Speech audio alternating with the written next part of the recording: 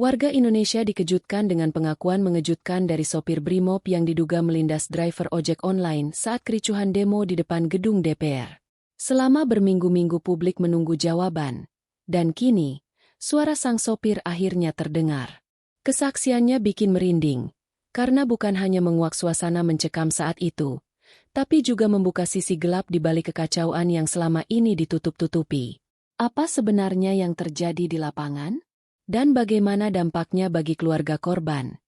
Juga institusi tempat sopir itu bertugas? Kericuhan pecah ketika ribuan massa aksi berkumpul di depan gedung DPR untuk menyuarakan penolakan terhadap kebijakan kontroversial yang dianggap merugikan rakyat. Awalnya aksi berjalan damai, namun menjelang sore, suasana berubah panas. Lemparan batu, gas air mata, hingga dorong-dorongan antara aparat dan massa tak bisa dihindarkan.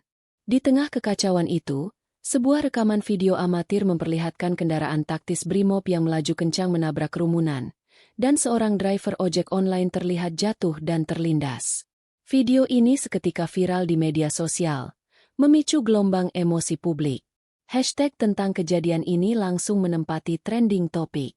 Warganet menuduh aparat bertindak brutal, sementara sebagian lain menilai sopir Brimob tidak sengaja.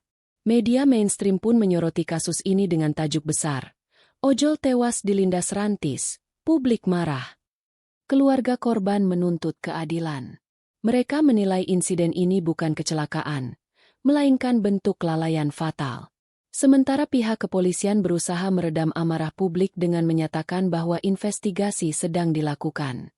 Namun, publik semakin tak sabar menunggu klarifikasi langsung dari sopir Brimob yang menjadi sorotan. Akhirnya, setelah diam cukup lama, sopir Brimob itu buka suara.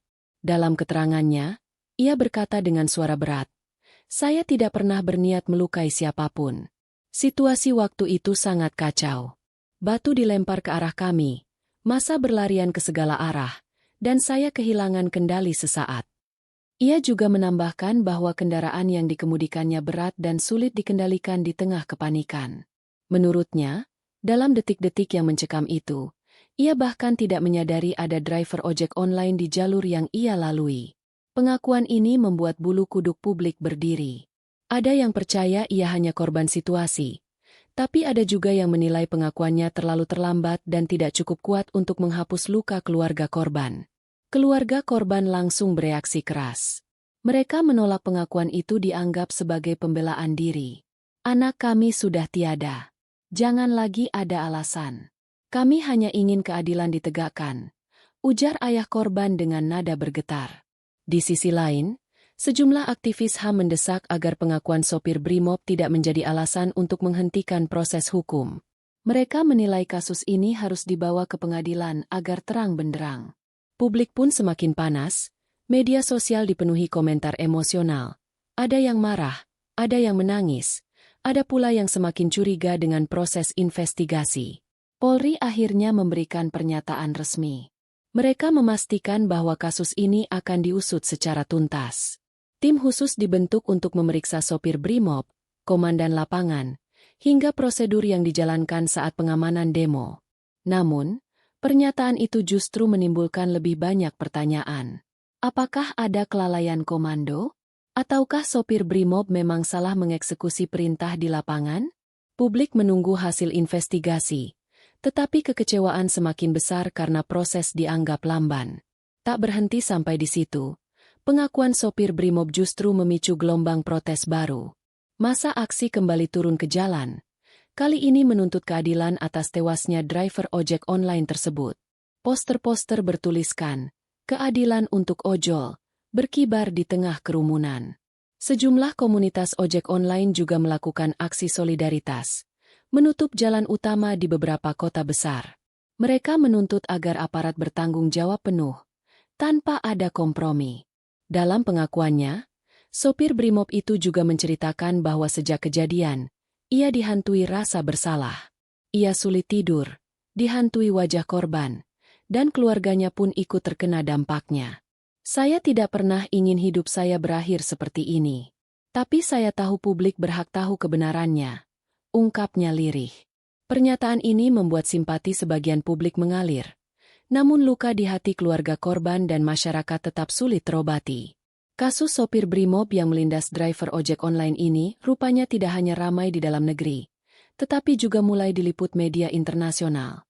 Beberapa media asing menyoroti bagaimana sebuah demonstrasi di Indonesia berujung pada tragedi yang menelan korban jiwa dari kalangan rakyat kecil. Headline berita di luar negeri menyebutkan insiden ini sebagai gambaran nyata ketegangan antara aparat dan warga sipil dalam menyuarakan pendapat. Mereka menyoroti bagaimana seorang pengemudi ojek online, yang seharusnya tengah mencari nafkah, justru menjadi korban dalam situasi politik yang memanas. Laporan media internasional itu semakin memperbesar tekanan terhadap pemerintah dan institusi kepolisian. Tidak sedikit pihak yang menilai bahwa Indonesia kini sedang diuji, apakah mampu menegakkan keadilan secara transparan, atau justru membiarkan kasus ini terkubur seperti peristiwa-peristiwa sebelumnya. Sementara itu, aktivis hak asasi manusia di luar negeri mulai menggaungkan tagar solidaritas. Mereka menuntut agar tragedi ini tidak berhenti pada sekadar pengakuan sopir Brimob, melainkan benar-benar dibawa ke meja hijau. Tekanan publik, baik dari dalam maupun luar negeri, kini menumpuk di pundak pemerintah. Kasus sopir Brimob yang akhirnya buka suara setelah insiden melindas driver ojek online membuat suasana politik di Senayan semakin panas. Beberapa anggota DPR yang sebelumnya diam, kini terpaksa angkat bicara karena desakan publik begitu besar. Sejumlah fraksi oposisi menyebut insiden ini sebagai bukti nyata kegagalan aparat dalam menjaga keamanan rakyat. Mereka mendesak agar Komisi 3 DPR segera memanggil Kapolri untuk memberikan keterangan terbuka di hadapan publik. Ini bukan sekadar insiden, ini tragedi kemanusiaan. DPR tidak boleh tutup mata, tegas salah satu anggota dewan dengan suara lantang. Namun, tidak semua anggota DPR bersuara keras. Ada pula yang mencoba meredam situasi dengan meminta masyarakat menunggu hasil investigasi resmi. Sikap ini justru menambah kecurigaan publik bahwa ada upaya melindungi aparat. Di luar gedung DPR, mahasiswa dan aktivis semakin berani menggelar aksi. Mereka membawa poster bertuliskan, "DPR bungkam, rakyat marah." Jalanan sekitar Senayan kembali dipenuhi ribuan orang yang menuntut keadilan. Sorotan terhadap DPR kini semakin tajam. Masyarakat menunggu, apakah wakil rakyat benar-benar akan berpihak kepada kebenaran, atau justru ikut tenggelam dalam arus politik yang syarat kepentingan. Pengakuan sopir Brimob yang melindas driver ojek online membuat solidaritas para pengemudi ojol semakin membara. Tidak hanya di Jakarta, aksi serupa mulai bermunculan di berbagai daerah. Di Bandung, ratusan driver ojol melakukan konvo panjang dengan atribut hitam, sebagai tanda duka. Mereka menutup jalan utama dan membentangkan spanduk bertuliskan, "Keadilan untuk saudara kami." Aksi ini berlangsung damai, namun penuh emosi. Tangisan keluarga korban yang disiarkan di media semakin membakar semangat para pengemudi. Sementara itu, di Surabaya dan Medan, komunitas ojol menggelar doa bersama di jalanan. Mereka menyalakan lilin dan menaruh helm ojol di tengah kerumunan sebagai simbol kehilangan. Aksi ini terekam kamera dan langsung viral di media sosial, membuat publik semakin terenyuh. Tak berhenti di situ, beberapa komunitas ojol mulai menggalang dana untuk keluarga korban. Mereka menyatakan bahwa tragedi ini bukan hanya milik satu orang, tetapi milik seluruh pengemudi ojek online di Indonesia. Hari ini satu yang jatuh, besok bisa saja kami yang menjadi korban, ujar seorang koordinator aksi di Yogyakarta. Solidaritas ini memperlihatkan bahwa kasus sopir Brimob tidak hanya meninggalkan luka, tetapi juga menyatukan ribuan ojol dari Sabang sampai Merauke dalam satu tuntutan. Keadilan yang nyata, bukan sekadar janji. Kasus sopir Brimob yang akhirnya buka suara setelah insiden maut itu kini sampai ke telinga Presiden. Istana Negara tak bisa tinggal diam melihat gelombang protes yang semakin membesar di jalanan, apalagi ketika sorotan media internasional mulai mengguncang reputasi Indonesia di mata dunia. Juru bicara pemerintah menyampaikan bahwa Presiden memantau langsung perkembangan kasus ini dan menegaskan agar proses investigasi berjalan transparan. Namun, pernyataan itu belum mampu meredam amarah publik. Tagar Presiden harus turun tangan menjadi trending di media sosial. Sejumlah tokoh nasional bahkan mendesak Presiden untuk membentuk tim independen. Mereka khawatir jika kasus ini hanya ditangani oleh aparat internal, maka kebenaran akan sulit terungkap. Negara tidak boleh abai. Rakyat sedang menunggu bukti nyata, bukan hanya kata-kata, ujar salah satu mantan pejabat tinggi yang ikut bersuara.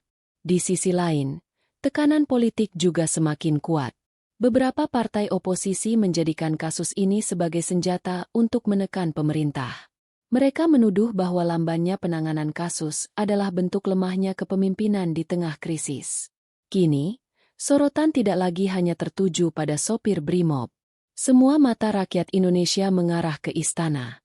Publik menunggu, apakah Presiden akan turun langsung mengambil keputusan tegas, atau justru membiarkan kasus ini menjadi bara yang terus membakar kepercayaan rakyat. Kasus ini kini menjadi sorotan nasional. Antara kebenaran, keadilan, dan luka yang belum sembuh. Pengakuan sopir Brimob telah membuka sedikit tabir. Namun jalan menuju keadilan masih panjang dan penuh tanda tanya. Satu hal yang pasti, publik Indonesia tidak akan diam. Mereka akan terus menuntut agar tragedi di depan DPR itu tidak terkubur oleh waktu, dan agar keadilan benar-benar berpihak pada rakyat kecil.